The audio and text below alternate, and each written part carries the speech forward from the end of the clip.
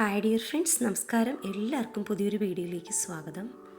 ഞാനിന്ന് ചോറിൻ്റെയും ചപ്പാത്തിയുടെയും കപ്പയുടെയും ഒക്കെ കൂടെ കഴിക്കാൻ പറ്റിയ നല്ല ടേസ്റ്റി ആയിട്ടുള്ളൊരു തൈര് കറിയാണ് ഉണ്ടാക്കുന്നത്.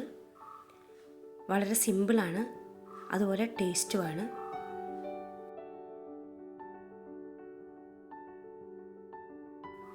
അപ്പോൾ എങ്ങനെയാണ് ഈ തൈര് കറി ഉണ്ടാക്കുന്നത് നമുക്ക് നോക്കാം. ആദ്യം തന്നെ ഒരു പാൻ അടുപ്പത്ത് വെച്ച് അതിലേക്ക് കുറച്ച് എണ്ണ ഒഴിച്ചു കൊടുക്കാം. വെളിച്ചെണ്ണയാണ് കേട്ടോ ഞാൻ ഒഴിച്ചു കൊടുക്കുന്നത്. വെളിച്ചെണ്ണ നന്നായിട്ട് ചൂടായിട്ട് വരുമ്പോൾ കടുക് ഇട്ട് കൊടുക്കാം. കടുക് പൊട്ടി വരുമ്പോൾ വെളുത്തുള്ളിയും ഇഞ്ചിയും ചതച്ചത് ചേർത്ത് കൊടുക്കാം. ഇനി ഇതിലേക്ക് കുറച്ച് കറിവേപ്പില ഇട്ട് കൊടുക്കാം. ഇവ ഏകദേശം ഒന്ന് നന്നായിട്ട് മൂത്ത് വരുമ്പം ഇതിലേക്ക് നമ്മൾ നേരത്തെ എടുത്തു വെച്ചിരുന്ന ചുമന്നുള്ളി ചേർത്ത് കൊടുക്കാം.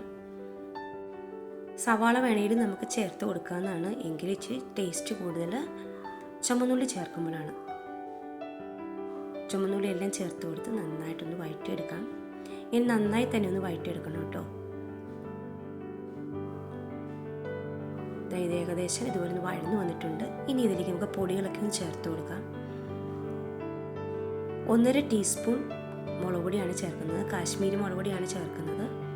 എരിവുള്ള മുളക് പൊടിയാണെങ്കിൽ ഒരു 3/4 ടീസ്പൂൺ ചേർത്താൽ മതിയാവും. ഇനി ഇതിലേക്ക് 1/4 ടീസ്പൂൺ മഞ്ഞൾപ്പൊടി ചേർത്ത് കൊടുക്കാം. ഫ്ലെയിം ഓഫാക്കി വേണം കേട്ടോ ഇത് പൊടികളൊക്കെ ചേർത്ത് കൊടുക്കാൻ. അതിനുശേഷം ഇതിലേക്ക് നമുക്ക് തൈര് ചേർത്ത് കൊടുക്കാം. 1 കപ്പ് തൈരാണ് കേട്ടോ ഞാൻ ചേർത്തിരിക്കുന്നത്. ഫ്ലെയിം ഓൺ ആണെങ്കിൽ പെട്ടെന്ന് തന്നെ നമ്മൾ തൈര് ഇളക്കി കൊടുക്കണം, അല്ലെങ്കിൽ തൈര് പിരിഞ്ഞു പോകും. ഇതുപോലെ കൈയെടുക്കാതെ നമുക്കൊന്ന് ഇളക്കി കൊടുക്കാം.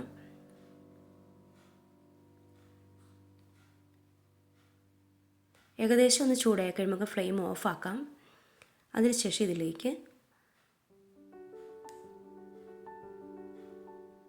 കുറച്ച് കായപ്പൊടി ചേർത്ത് കൊടുക്കാം. അതുപോലെ കുറച്ച് ഉലുവാപ്പൊടിയും കൂടി ചേർത്ത് കൊടുക്കണം.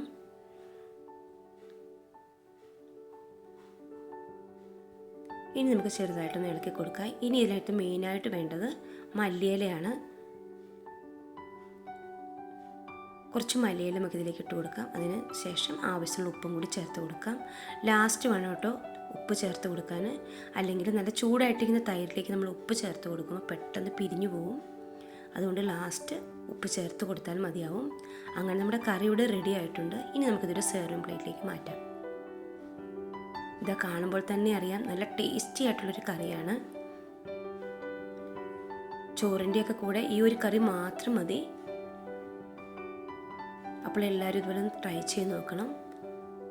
നിങ്ങൾക്ക് എൻ്റെ വീഡിയോ ഇഷ്ടമാവുകയാണെങ്കിൽ ലൈക്ക് ചെയ്യണം, ഷെയർ ചെയ്യണം, സബ്സ്ക്രൈബ് ചെയ്യണം. ഇനി പുതിയൊരു വീഡിയോയുമായി വീണ്ടും കാണാം.